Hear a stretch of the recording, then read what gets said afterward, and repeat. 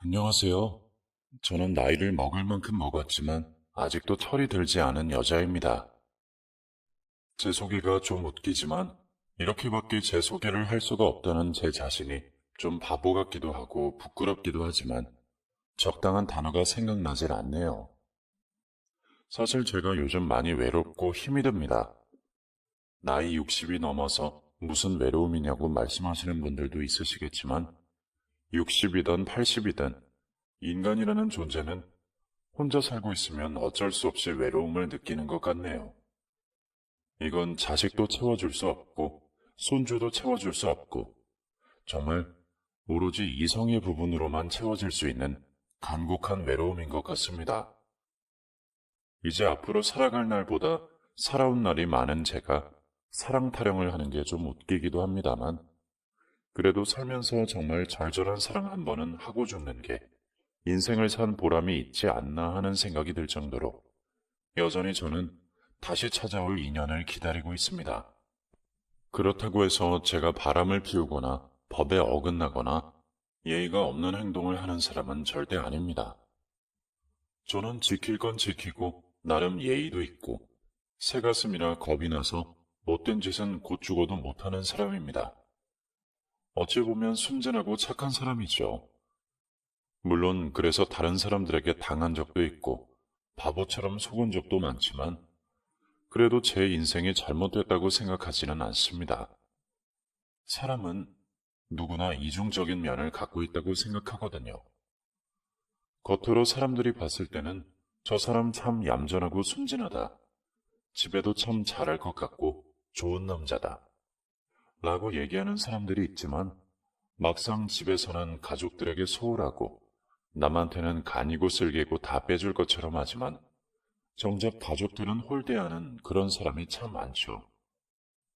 딱 저희 남편이 그런 사람이었습니다. 저는 가고 싶지도 않은 부부 동반 모임을 억지로 끌고 가서는 스킨십을 하면서 사람 좋은 척을 했죠. 하지만 제 남편, 집에서는 정말 엉망진창이었습니다. 오죽하면 저희 아들이 겉과 속이 다른 인간이라고 대놓고 말을 할 정도였으니까요. 남편이 너무 폭력적이고 집에만 오면 딴 사람으로 변해버려서인지 제 아들은 사춘기를 아주 호되게 보냈습니다.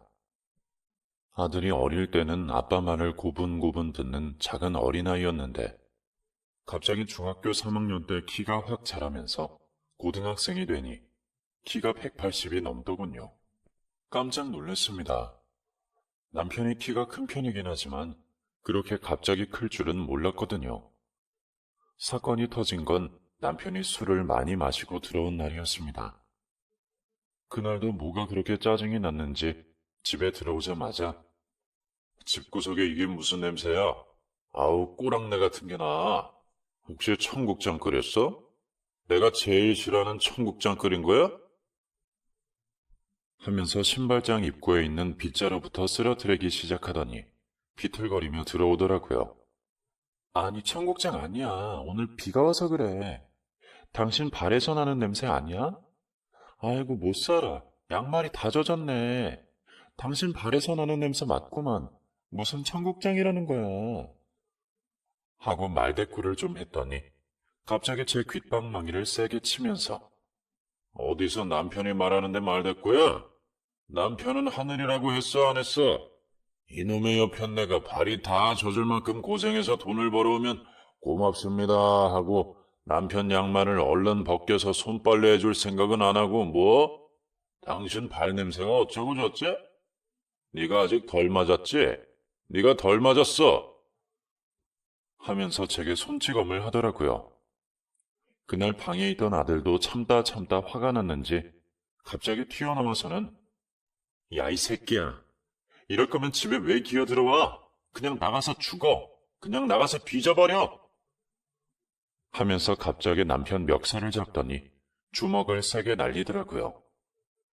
저는 너무 놀라서 아이고 영민아 왜 이래? 이러지 마 제발. 이러지 마. 엄마 괜찮아. 정말 괜찮으니까 네가 좀 참아. 나는 정말 괜찮아. 괜찮긴 뭐가 괜찮아 엄마. 엄마는 억울하지도 않아? 이런 새끼가 뭐라고 맨날 밥을 차려주고 빌빌 기어. 이런 쓰레기 같은 인간도 아빠라고, 남편이라고 집안에서 존중받고 싶어 하는 게 웃기지 않아? 밖에서는 좋은 사람인 척, 좋은 아빠인 척 하는 거 진짜 역겹고 토 나와. 사람들이 뭐라는 줄 알아? 너네 아빠 좋은 사람인데 너는 왜 그러냐면서 내가 이상한 거래. 아무것도 모르는 사람들은 다 나한테 뭐라고 하고 애비라는 인간이 집구석에 들어오면 이따위로 행동하는데 그게 내가 이상한 거라고 나한테 손가락질하잖아. 엄마는 그런 말 들으면 억울하지도 않아? 하고 소리를 치더라고요. 바닥에 나뒹굴던 남편은 아이고 나 죽네. 아들 새끼가 다 키워놨더니 애비를 쳐. 아이고 나 죽어. 이 나쁜 새끼, 배은망덕한 새끼. 너 같은 놈 살아서 뭐하냐? 부모 은혜도 모르는 놈 돈 들여서 키워 뭐해? 하면서 TV 앞에 있는 두꺼비 모양의 도자기 저금통을 손에 쥐더니 아들한테 집어 던지려고 하더라고요. 여보 제발 그러지 말아요. 제가 사춘기라 그래. 당신이 참아요. 영민아 얼른 잘못했다고 해. 아빠한테 죄송하다고 죽을 죄를 졌다고 하면서 빌어. 그게 엄마를 위한 거야. 제발 영민아. 하면서 남편을 말렸더니 아들은 손을 부들부들 떨면서 그냥 밖으로 나가버리더라고요. 남편은 소리를 치면서 네가 집구석에서 이따위로 아들을 키우니까 애새끼가 저 모양 저 꼴인 거잖아. 대체 애를 어떻게 키운 거야? 돈을 벌어다 주면 애를 잘 키워야지. 지금 저 새끼 저거 애비한테 대드는 것 좀 봐. 저 나쁜 새끼 저거. 너 다시는 집에 오지 마라. 당장 돈 없고 갈 곳도 없는 새끼가 어디 한번 밖에서 덜덜 떨어봐야 지 애비가 고마운지를 알지. 아유 나쁜 새끼. 뭐 저런 새끼가 다 있어? 하면서 남편도 벌벌 떨더라고요. 아무래도 체격도 크고 힘도 센 놈이 갑자기 자기를 때리니까 겁을 먹은 듯 했고 또 맞을까봐 두려웠겠죠. 그런데 참 사람 마음이 이상한 것이 그러면 안 되는 걸 알면서도 남편이 그렇게 한 대 맞고 나니까 제 속이 시원하더라고요. 그리고 자꾸 이상하게 아들을 응원하게 되는 겁니다. 그래도 아들이 한 대 때렸으니 다시는 절 안 때리겠지라는 생각도 들고 제가 맞을 때마다 아들이 집에 있었으면 좋겠고 하는 바보 같은 생각이 들었습니다. 그렇게 저는 점점 아들에게 의지하게 됐고 정말 제 바람대로 남편은 아들이 집에 있을 때면 절대 제게 손찌검을 하지 않았죠. 그런 면에서는 용기를 내준 아들이 참 고마웠습니다. 물론 저를 위해서라기보단 자신의 화를 못 참아서 그런 것도 있겠지만 그래도 남편이 저를 때리지 않으니 그것만으로도 많은 변화가 일어나기 시작했죠. 우선 남편은 집에 오는 날이 현저히 줄어들었습니다. 매일 술을 먹고 취해서 저를 때리던 사람이 어디서 잠을 자는 건지 밖에서 자고 들어오면서도 여전히 술은 많이 마셨습니다. 그리고 아들은 공부를 시작했습니다. 평생 펜자루라고는 손에 대지도 않던 놈이 그날 그 사건 이후로는 엄마, 나 돈 좀 줘. 독서실 좀 다니라고. 하면서 공부를 하기 시작하더라고요. 물론 최상위권까지는 아니지만 친구들이랑 어울려 놀던 놈이 친구도 싹 끊고 혼자 공부를 하니 그래도 중간까지는 올라오더라고요. 다행히도 고3 때 운이 좋게 수능 시험을 좀 잘 봤고 서울의 중하위권 대학에 들어갈 수 있게 됐습니다. 그렇게 아들이 성인이 되면서 저는 지긋지긋한 가정폭력에서 벗어나 남편과 이혼을 할 수 있게 됐습니다. 알고 보니 그 사건 이후 남편에게는 여자가 생겼고 그 여자와 이미 동거까지 하고 있더라고요. 남편은 거진 한 달 만에 집에 들어와서는 이제 영민이도 다 컸으니까 우리도 서류상으로 정리하자. 당신도 내가 이 정도로 집에 안 들어오는 거면 대충은 알 거 아니야. 나 이미 다른 사람이랑 살림도 차렸고 위자료라고 줄 돈은 없으니 소송 이런 건 할 생각도 하지 마. 그냥 깔끔하게 정리하자고. 솔직히 우리가 무슨 정이 있고 무슨 마음이 남아서 소송을 하고 어쩌고 난리부르스를 주겠어. 그냥 정리해. 하면서 합의 이혼을 하자고 하더라고요. 솔직히 남편 말이 틀린 건 없었습니다. 남편이 바람이 났다고 하지만 속상하거나 서럽거나 억울한 감정은 하나도 느껴지지 않았고 차라리 잘 됐다는 생각이 들더라고요. 제가 이혼하자고 얘기할 자신은 없으니 얼른 이혼이나 하자고 했으면 좋겠다. 차라리 나도 다른 사람 만나서 새 인생이나 시작하게. 모든 게 다 정리됐으면 좋겠다. 라는 생각이 들었죠. 그렇게 저는 결혼 20년 만에 남편과 이혼을 하게 됐습니다. 주변에선 합의 이혼한 저를 보고 아이고 바보야 바보. 그래도 간통죄라도 처먹여야지. 그걸 그렇게 합의해서 봐줘? 아이고 내 속이야. 그렇게 되면 부 연놈한테 못해도 몇천, 아니 억 단위의 돈도 받을 수 있다던데 그걸 그렇게 보내면 어떡해. 하여간 물러 터져서는 그런 식으로 하면 돈이고 나발이고 아무것도 못 받아. 당장 전화해서 돈이라도 달라 그래. 자식 키울 돈이라도 받아야 될 거 아니야. 하면서 저를 답답하게 봤죠. 됐어. 자식 키우는데 이미 돈은 다 썼어. 우리 아들 알바도 시작했고 대학 들어가는 돈도 자기가 벌고 있어. 뭐 학생들이 받는 대출 받는다는데 자기 등록금은 자기가 낸다고 나보고 걱정하지 말래. 난 그냥 지금이 좋아. 마음도 편하고 남편 때문에 벌벌 떨 일도 없고. 오히려 남편이랑 바람난 그 여자가 불쌍하지. 잘 알잖아. 그 사람 술 먹으면 바로 눈 돌아가는 거. 분명 그 벌은 못 고칠 거야. 절대 못 고쳐. 그렇고 말고. 하면서 세상 모든 걸 다 잃은 사람처럼 얘기하곤 했습니다. 근데 그렇게 포기를 하고 나니까 정말 마음이 편해지더라고요. 저라고 왜 그 상간녀를 깜빵에 안 집어넣고 싶겠습니까? 근데 그냥 평생 저를 괴롭히던 남편과 이혼하고 그냥 아들이 대학도 나오고 좋은 데 취직해서 돈이나 벌고 결혼이나 하고 손주나 보고 기회가 된다면 저도 연애를 하고 사는 것이 저한테는 훨씬 마음이 편할 것 같더라고요. 지긋지긋한 이혼 과정도 너무 싫었고 꼴보기 싫은 남편 얼굴을 계속 봐야 하는 것도 너무 힘들었고 합의 이혼이 그냥 저에게는 가장 마음 편한 것 같았습니다. 그렇게 모든 걸 포기하고 남편과 이혼하고 나니 그때부터 일이 술술 풀리기 시작했습니다. 제가 일하던 공장에서는 20년 동안 일개 직원이던 저를 파트장으로 승진시켜줬고 아들은 과에서 수석 졸업을 해서 바로 취업을 할 수 있게 됐습니다. 그동안 열심히 공부하고 노력한 게 정말 헛되지 않았는지 우리나라에서 들어가기 힘들다는 대기업에 들어갔죠.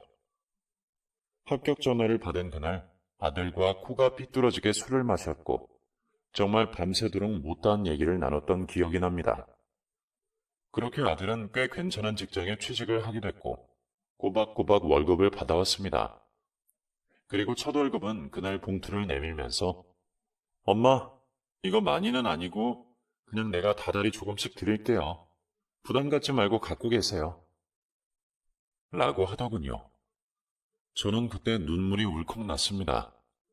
아이고, 내가 이걸 어떻게 받아. 다른 사람도 아니고 네가 고생해서 번 돈을 내가 어떻게 받아.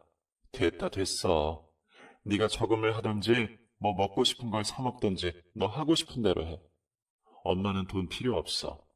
엄마도 일하잖아. 아직 젊고 용돈 받을 나이 아니야. 하면서 봉투를 다시 돌려줬더니 에이 엄마 서운하게 왜 이래. 내가 전부를 갚진 못하겠지만 그냥 그동안 나 키워주신 값이라고 생각하고 받아두세요. 이번에도 거절하시면 진짜 나 너무 서운해. 많이 안 넣었어. 진짜 조금이야. 매달 이 정도씩은 드릴 수 있으니까 부담 갖지 말고 받아. 하면서 제게 밀더라고요. 봉투 안에 들어있던 금액은 30만 원, 300만 원, 아니 3천만 원보다도 훨씬 큰 금액처럼 느껴졌습니다. 저는 그 돈을 받아 통장에 매달 넣어놓고 아들이 장가 가면 줘야겠다. 라는 생각으로 저도 열심히 돈을 모았습니다. 그렇게 저희 아들은 20대 후반이 되고 하루는 제게 여자친구가 생겼다면서 결혼하고 싶다고 인사를 오겠다 하더라고요. 그렇게 처음으로 예비 며느리를 만나게 되는 자리가 생겼습니다. 어머니 안녕하세요. 저 최민주라고 합니다. 오빠랑 일하다가 만나게 되었어요. 나이는 5살 어리고 고향은 하면서 자기소개를 하더라고요. 저도 모르게 웃음이 났고 아들 역시 뭐 그런 얘기까지 다 하고 그래. 됐어. 밥이나 먹어. 하면서 귀엽다는 듯 쳐다보는데 선남선녀가 따로 없더라고요. 예비 며느리는 아들이 일하는 회사의 하청업체 직원이었어요. 업무적으로 교류가 있다 보니 자주 마주치게 되었고, 그러면서 자연스레 서로 호감을 느껴 만나게 되었다고 해요. 요새 젊은 여자애들은 우리 때랑은 달리 시어머니 앞에서도 할 말 다 하고 고개 빳빳이 들고 다닌다고 하던데, 예비 며느리는 참 수더분하고 착한 게 눈에 보이더라고요. 솔직히 대기업 다니는 아들이 조금 아깝긴 했지만 그래도 성격이 좋아 보이니 저는 마음에 쏙 들었습니다. 그렇게 인사를 하고 상견례를 하고 저희는 가족이 됐습니다. 며느리는 참 좋은 아이였고 아들에게도 제게도 참 싹싹하게 잘하는 너무 예쁜 아이였습니다. 제가 딸이 없어서 그런지 요 아이가 딸 같다는 기분이 들어서 자꾸 보고 싶고 같이 있으면 즐겁고 하니 저도 연락을 하고 싶었지만 그래도 요즘 젊은 사람들은 시어머니가 연락하면 괴롭히는 거라고 생각한다는 인터넷의 한 글을 보고 나선 그렇게도 못하겠더라고요. 그렇게 며느리에게 정말 중요한 일이 아니면 연락을 자주 하지 않던 때였습니다. 그렇게 결혼한 지 6개월쯤 지났을까? 며느리에게 느닷없이 전화가 와서 어머니, 오늘 댁에 가서 커피 한 잔 해도 돼요? 하고 묻더라고요. 그렇게 급작스런 만남이 성사됐고 저는 혹시나 무슨 고민이 있는 건가 싶은 생각이 들어 좀 걱정이 되더라고요. 그런데 며느리 입에서 나온 말을 듣고 너무 놀랐습니다. 어머니, 혹시 남자친구 사귈 마음 없으세요? 제가 너무 괜찮은 사람을 알고 있는데 어머니랑 너무 잘 어울리실 것 같아서요. 성격도 나이에 맞지 않게 너무 인자하고 사람이 너무 괜찮아요. 거기다가 젊은 사람인데도 뭐랄까 좀 어른스럽다고 해야 하나? 그리고 제일 좋은 건 그 사람이 선호하는 스타일이 완전 연상이라는 거예요. 단순히 한두 살이 아니라 거의 엄마뻘의 여자를 좋아해요. 그러니까 그냥 눈 딱 감고 한번 만나보시는 거 어때요? 그 사람이 결혼을 한 것도 아니고 애가 있는 것도 아니고 걸릴 거 없는데 어머님이 고민하실 필요가 없어요. 하고 제게 갑작스런 만남을 제안하더라고요. 솔직히 처음에는 굉장히 황당하더라고요. 갑자기 이게 웬 뚱딴지 같은 소리인지 동네 친한 언니가 남자친구 소개시켜준다는 말도 낯뜨거운데 그 말을 며느리가 제게 하니 조금 부끄러웠죠. 게다가 제 또래도 아니고 저보다 어린 남자라고 하니 부담이 되기도 해서 아이고 됐다. 내가 나이 먹어 무슨 됐어. 남사스럽다 남사스러워. 하고 거절하고 집으로 돌아왔지만 솔직히 마음속으로는 조금 궁금하긴 하더라고요.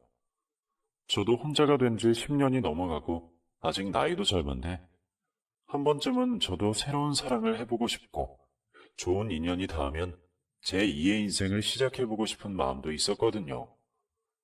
그래서 갈팡질팡 하던 때 또다시 며느리에게 연락이 와서 그러지 말고 한번 만나기만 해보라면서 계속 졸라대더라고요.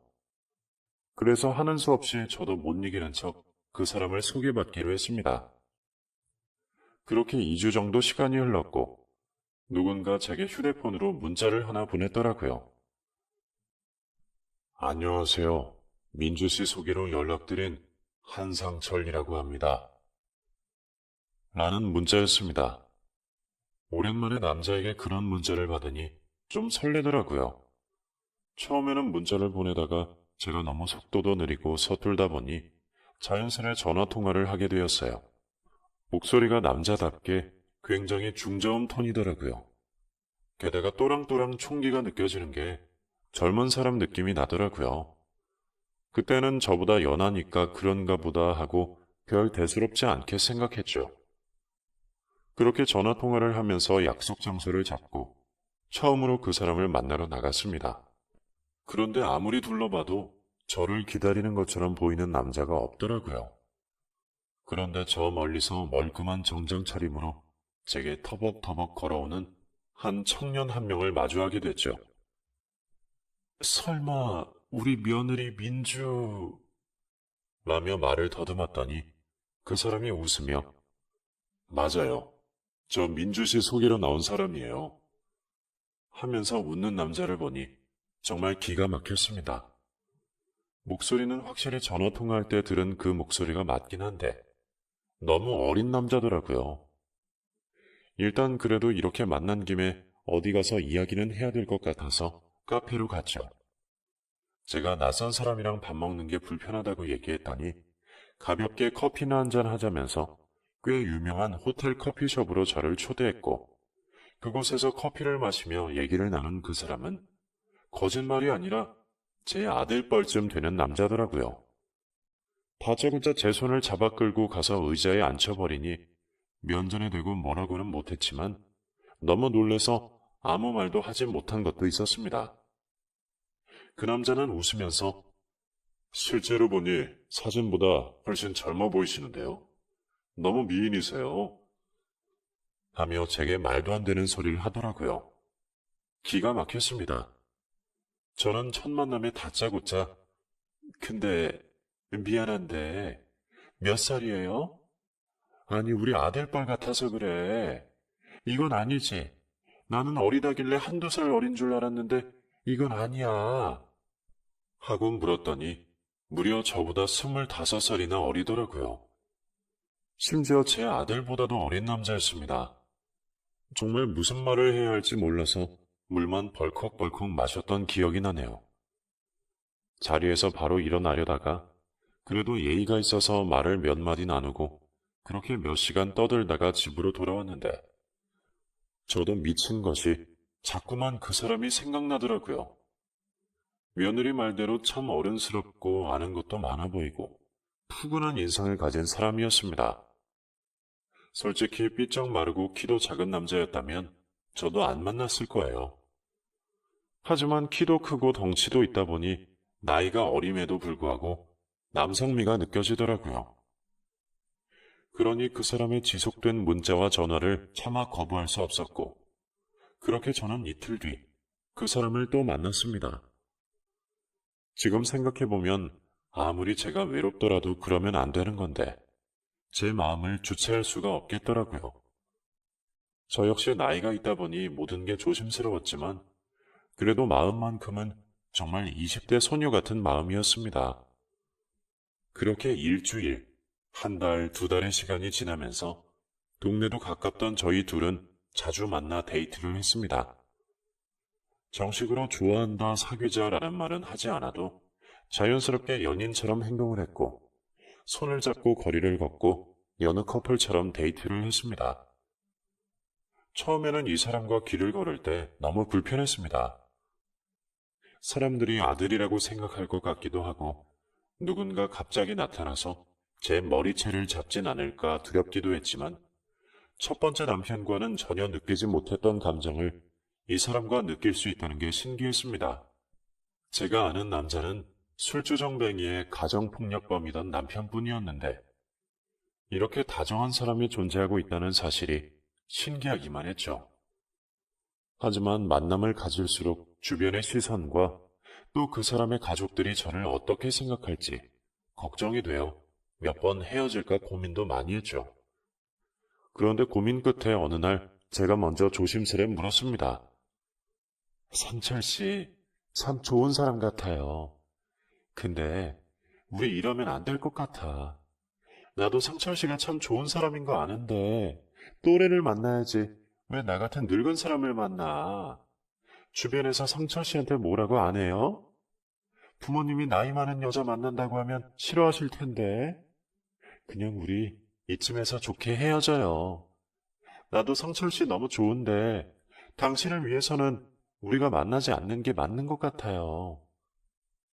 라고 용기 있게 말했더니 한참 동안 말이 없던 그 사람이 실은 제가 나이가 한참 어리지만 사실 저도 사랑에 실패한 경험이 있습니다. 2년 전쯤 결혼까지 생각했던 여자가 있었는데 집안의 반대로 헤어졌어요. 자세한 이유는 말씀드릴 수 없지만 여자 쪽 부모님이 알아놓으실 정도로 결사 반대를 해서 그때 큰 충격을 받았어요. 그래서 그 후부터 그냥 모든 걸 포기하고 살았던 것 같습니다. 제가 어린 시절 어머니를 일찍 여의어서 그런지 모르겠지만 예전부터 연상이 끌리기도 했고 차라리 연상을 만날 거면 아무 방해 없는, 아무도 나의 연애를 반대하지 않는 그런 사람을 만나자 라는 결심을 하게 됐어요. 차라리 그게 마음이 편할 것 같다는 생각이 들었습니다. 그리고 저희 아버지도 제가 대학교 때 돌아가셔서 그런 걱정은 안 하셔도 돼요. 그러니 누님, 우리 둘 사이를 방해할 사람은 없어요. 주변 사람들은 이상하게 생각할 수도 있겠지만 전 누님을 진심으로 사랑합니다. 누님, 제 마음을 받아주세요. 라며 적극적으로 제게 대쉬를 하더라고요.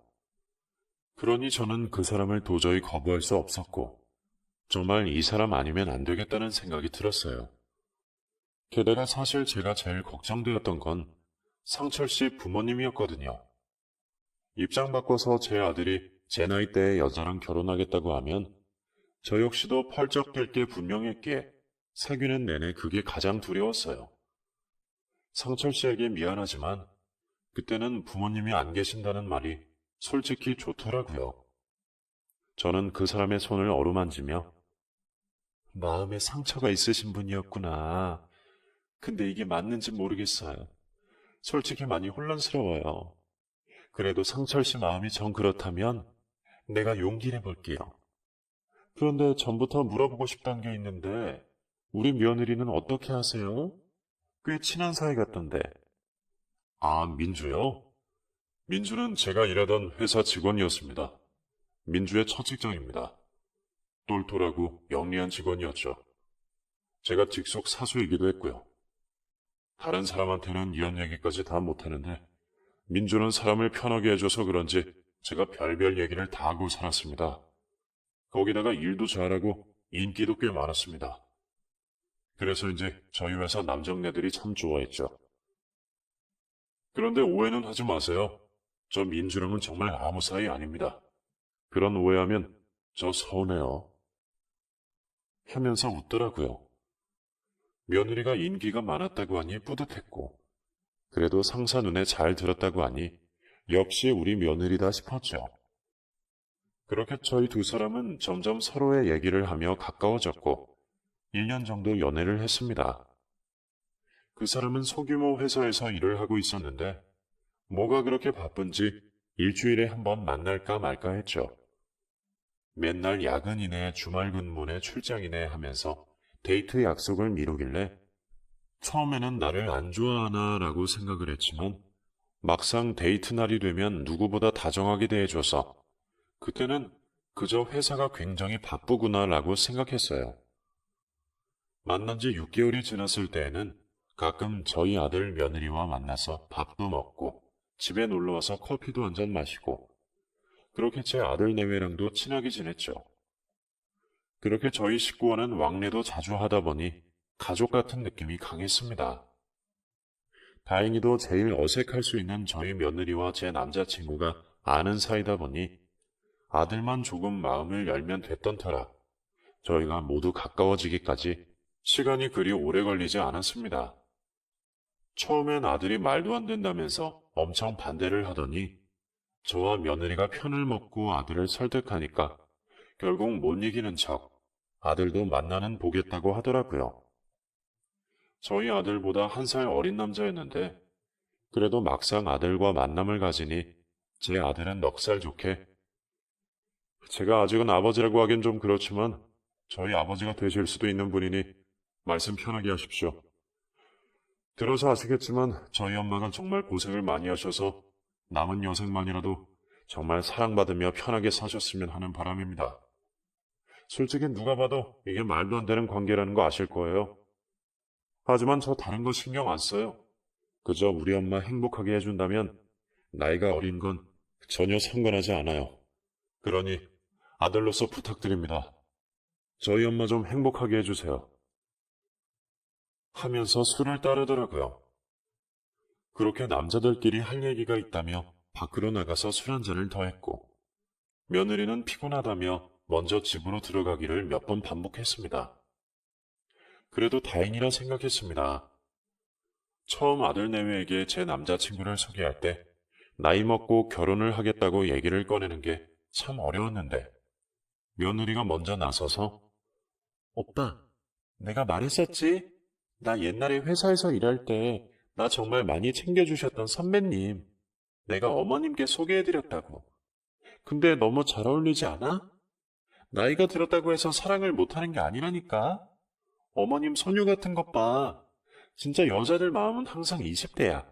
그치, 어머니? 하면서 먼저 분위기를 잡아주니 너무 고마웠습니다. 그렇게 저희 두 사람은 가족들끼리만 모여 간소하게 결혼식을 올리기로 했습니다. 사실 가족이랄 것도 없는 것이 저희 아들과 며느리가 전부였고, 그 사람 역시 자기의 결혼식에 딱히 부르고 싶은 사람이 없다며 자기 친한 친구를 한 명 부르겠다고 하더라고요. 그렇게 5명이서 간략하게 결혼식을 하고 작은 결혼 반지를 하나 받았습니다. 첫 남편에게 받았던 금반지를 녹여서 다시 반지를 만들었고, 귀걸이도 하나 선물로 받아서 결혼식 날 차고 갔던 기억이 나네요. 태어나서 그런 코스 요리도 처음 먹어봤지만 이렇게도 결혼을 할 수 있다는 사실이 신기하기도 했습니다. 그렇게 저희 두 사람은 자식들 앞에서 부부 서약서를 읽었고 정식으로 부부가 될 것을 가족들 앞에서 약속했죠. 그런데 며느리가 밥을 먹으면서 어머님, 신혼여행은 어디로 가세요? 그래도 부부가 되셨는데 여행은 가셔야죠. 라고 말을 하는 겁니다. 그래, 엄마. 어디 가까운 데라도 갔다 와. 설마 엄마 아직도 돈 때문에 그러는 거 아니지? 나 진짜 그러면 속상해. 멀리 가는 건 바라지도 않아. 그냥 콧구멍에 바람 넣는다고 생각하고 가볍게라도 다녀와. 신혼여행을 다녀와야 진짜 부부가 되는 거야. 하며 맞장구를 치더라고요. 근데 그 말을 듣던 며느리가 농담인지 진담인지 모르겠지만 선을 넘는 장난을 치더라고요. 근데 신혼여행 다녀오시면 당신 동생 생기는 거 아니야? 허니문 베이비 이런 거. 우리도 아직 애가 없는데 저보다 어머님이 먼저 배부르시면 저 서운해요. 어머니, 아무리 그래도 애는 제가 먼저 낳을 겁니다. 푸하하. 하면서 혼자 웃더라고요. 솔직히 말해서 제가 나이를 먹었지만 이 사람과 잠자리를 갖지 않은 건 아닙니다. 나이를 먹어도 할 거 다 하고 볼장 다 보고 결혼하는 건데 그런 장난이 정말 불쾌하더라고요. 심지어 제가 체력이 부족해서 이 사람을 따라가지 못할 정도였는데 왠지 며느리가 저를 놀리는 것 같아 기분이 나빴습니다. 하지만 며느리가 아니면 제 평생 만날 수도 없는 남자고 며느리가 소개해준 남자니 저는 그냥 씁쓸하게 웃고 말았고 아들도 옆구리를 툭툭 치면서 야, 너는 뭐 이런 자리에서 그런 말을 해. 조용히 해. 웃기지도 않은데 혼자 웃고 있어. 하면서 눈치를 줬지만 계속 혼자 웃더라고요. 기분이 나빴지만 그냥 좋은 날이라 헛기침을 하며 넘어갔죠. 사실 저희 부부가 신혼여행을 아예 가지 않기로 한 건 아닙니다. 아들은 멀리 다녀오라고 했지만 결혼식을 마치고 아들 친구가 운영하는 숲속의 작은 펜션에서 이틀 정도 쉬기로 한 게 전부였죠. 나이 먹고 체력도 안 되고 저도 일을 나가야 하니 현실적으로 신혼여행이 힘들기도 했고 여기저기 결혼 사실을 알기도 좀 그래서 그냥 조용하게 치르기로 한 건데 시끌벅적하게 신혼여행을 가는 것도 좀 웃기다고 생각했거든요. 그렇게 결혼식을 마치고 저희 부부는 양평의 작은 펜션으로 떠났고 아들 내외도 집으로 가겠다며 서로 인사를 하고 헤어졌습니다. 저는 운전을 하는 남편의 팔짱을 끼고 우리가 이제 진짜 부부가 됐네. 참 믿기지가 않는다. 나한테도 이런 날이 오게 될 거라는 생각은 정말 못했어. 내 주제의 아들 같은 연하남과의 결혼 생활이라니 진짜 꿈 같다. 내가 이렇게 행복해도 되는 걸까? 당신도 나랑 같은 마음인 거지? 하고 애교를 부렸죠. 나도 그렇지. 근데 말이야, 아까 당신 좀 기분 나빠 보이더라. 며느리가 그런 말장난한 거 그냥 다 잊어. 그냥 농담한 건데 그렇게 앞에서 티를 내면 쓰나? 어른이 어른다워야지. 욱해도 참고 웃으면서 넘길 줄 아는 것도 어른의 미덕이야. 라며 며느리 편을 드는 겁니다. 솔직히 좀 서운했지만 기분을 망치고 싶지 않아서 알겠다고 대답했고, 막상 펜션에 도착하니 몸도 마음도 노곤해져서 잠이 오더군요. 그렇게 남편과 끌어안고 단잠을 청하고 있는데 갑자기 밖에서 쾅쾅 문을 두들기는 소리가 났습니다. 열어! 열으라고 이 미친 새끼야! 하면서 욕을 하더라고요. 저는 자다가 깜짝 놀라서 여보 뭐야? 일어나봐. 일어나 얼른. 하면서 남편을 깨웠고, 남편은 술에 취해서는 계속 저를 끌어안으면서 애기처럼 이불 속으로 파고들었죠. 저도 무서워서 이불 속으로 들어갔고, 저희가 안에서 대답이 없자 밖에서는 몇 번 욕을 하면서 문을 발로 차다가 갑자기 나무로 된 문이 빠지직하고 박살이 났습니다. 엄마, 우리 엄마 어딨어? 이 개새끼가 우리 엄마를, 엄마! 하면서 그 문을 부순 사람은 다름 아닌 제 아들이었습니다. 저는 속옷 차림으로 누워있다가 너무 놀라서 영민아, 너 지금 이게 뭐하는 짓이냐?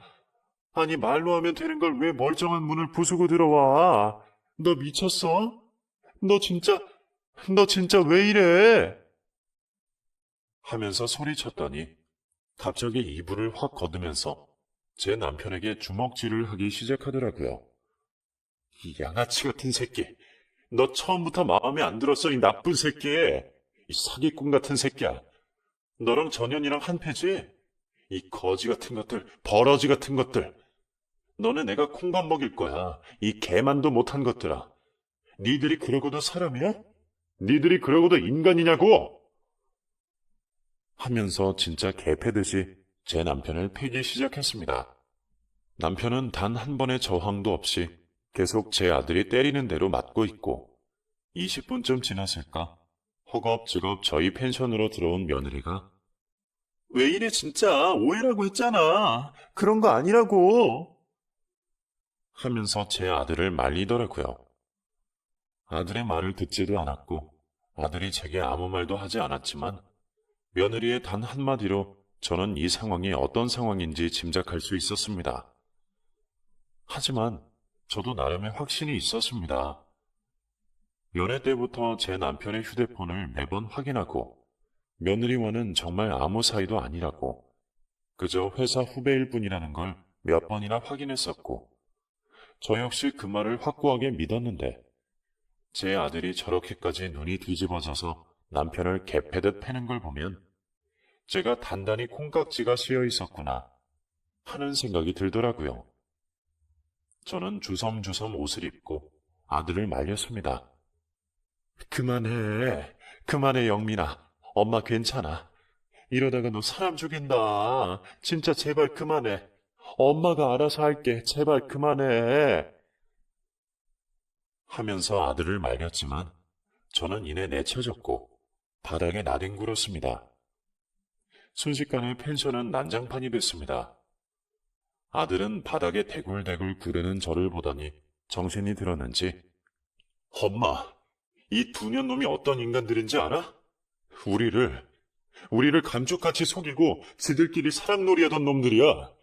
저 새끼가 전현이랑 아무 사이 아니라고 하지? 그거 다 거짓말이야, 엄마. 내가 다 증거 찾았어. 전현 핸드폰에 하면서 손을 벌벌 떨며 휴대폰을 내미는데 두 사람이 침대 위에서 찍은 동영상이 하나 있더라고요. 정말 끔찍한 장면이었습니다. 제 두 눈으로도 직접 보고도 믿을 수 없는 장면이었죠. 너무나 적나라했고 누가 봐도 연인 사이 같은 모습이었습니다. 심지어 3개월도 채 되지 않은 최신 동영상이었죠. 저는 온몸을 부들부들 떨다가 바닥에 주저앉았고 아들은 펑펑 울면서 엄마, 전현이 나도 속이고 엄마도 속인 거야. 우리가 대체 뭘 그렇게 잘못했다고? 우리가 가진 게 뭐가 있다고? 지들이 편하게 바람 좀 피겠다고 우리 두 사람을 이용한 거야. 엄마, 저것들 용서하지 마. 우리가 어떻게든 깜빵에 집어넣자. 나도 저 영상 발견하고 진짜 손이 떨려서 여기까지 어떻게 운전하고 왔는지 모르겠어. 나 지금 바로 경찰서 갈 거야. 저것들 다 콩밥 먹일 거야. 하면서 저를 데리고 나왔습니다. 저는 아들 차를 타고 오는 동안 아무 말도 하지 못했습니다. 솔직히 처음엔 제 남편, 아니, 그 사람을 의심하기도 했지만 시간이 흐를수록 제게 하는 말과 행동을 보고 전 정말 진심이라고 느꼈습니다. 오랜만에 찾아온 사랑에 가슴이 설레기도 했고 바보처럼 차라리 모든 게 거짓말이었으면 좋겠다는 생각이 들었습니다. 하지만 제 아들은 이 모든 걸 참을 수 없다면서 저 대신 법원을 뛰어다니며 며느리와 이혼을 진행했고 모든 증거를 수집해서 소송을 시작했습니다. 소송 기간만 거의 1년이 걸렸던 것 같습니다. 워낙 증거도 철저하게 삭제하다 보니 주변 사람들을 일일이 만나서 두 사람의 열애 사실을 확인하는 데까지도 시간이 오래 걸리기도 했고 자백을 받아내기까지도 정말 시간이 오래 걸렸거든요. 저는 아들이 바쁘게 움직이는 동안 방 안에 틀어박혀서 바보처럼 울기만 했습니다. 참 한심하죠. 아들은 어떻게든 저것들 콩밥을 먹이겠다고 뛰어다니는데 M이라는 년은 방구석에 처박혀 사랑 타령이나 하고 있으니 참 지금도 그때를 생각하면 아들 앞에서 고개를 들 수가 없습니다. 하지만 아들의 피나는 노력 덕에 이혼도 잘 이루어졌고 소송까지 해서 위자료까지 받아내고 며느리와 제 남편, 아니 나쁜 그 인간은 벌금의 집행유예를 선고받았습니다. 한 집안을 쑥대밭으로 만들었는데 고작 벌금의 집행유예라니. 아들이 재판이 끝나고 나서 억울하다면서 펑펑 울었던 게 기억이 나네요. 나중에 들은 이야기인데 며느리 집안에서 제 남편과의 결혼을 반대했다고 하더라고요.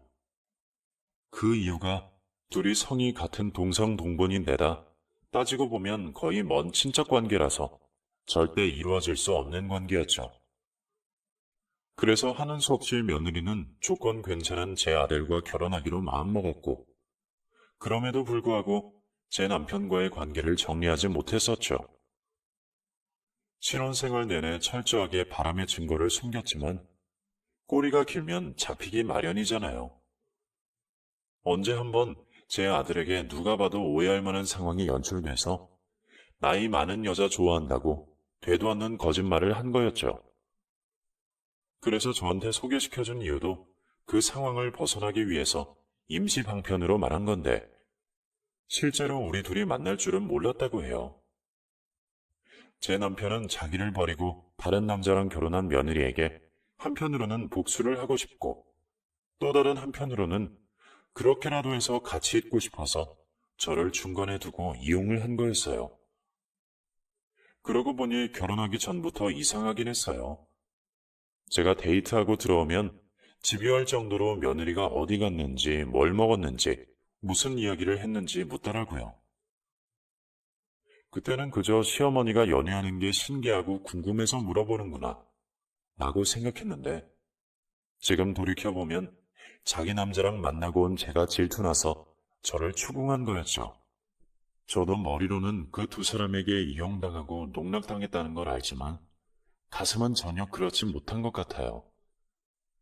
솔직히 아들 때문에 눈치 보여서 남편이랑 그 일 이후 연락은 한 적 없지만 가끔 혼자 잠자리에 들면 생각이 납니다. 저도 제가 한심한 거 알지만 그래도 그리운 건 어쩔 수 없네요. 다행히 제 아들은 젊어서 그런지 이혼의 아픔에서 금방 벗어나더라고요. 처음에는 크게 충격을 받았는지 소주 없이는 하루도 못 사는 것 같더니 지금은 훌훌 털고 다시 좋은 사람 만나서 이번 코로나 끝나면 재혼할 계획인가 봐요. 물론 며느리 될 아이도 제 아들의 이런 속사정을 다 알고 있고요. 반면 저는 그 뒤로 아직까지 혼자 있고요. 솔직히 아들이 결혼하면 또다시 나가서 독립할 건데, 그러면 저는 예전처럼 홀로 이 집에 남겨진다는 사실이 두렵기만 하네요. 그렇다고 해서 제가 다시 남자를 만나고 새로운 연애를 시작하는 건 그 사건 때문에 너무 두렵고요. 그냥 평생 이대로 저 혼자 살아야 하는 걸 알지만 그게 마음처럼 쉽지가 않네요. 아들한테 미안하기도 하고요. 제가 이런 생각을 가지면 안 되는데, 다시 힘을 내야 하는데, 그것조차 버겁습니다. 아들을 위해서라도 제가 다시 정상적인 사고로 지난 추억을 그리워하지 않고 제 인생을 제대로 살아갈 수 있도록 제게 쓴소리라도 한마디씩 해주시면 감사하겠습니다. 그럼 저도 그 말을 새겨듣고 열심히 살아보겠습니다. 긴 사연 들어주셔서 감사합니다.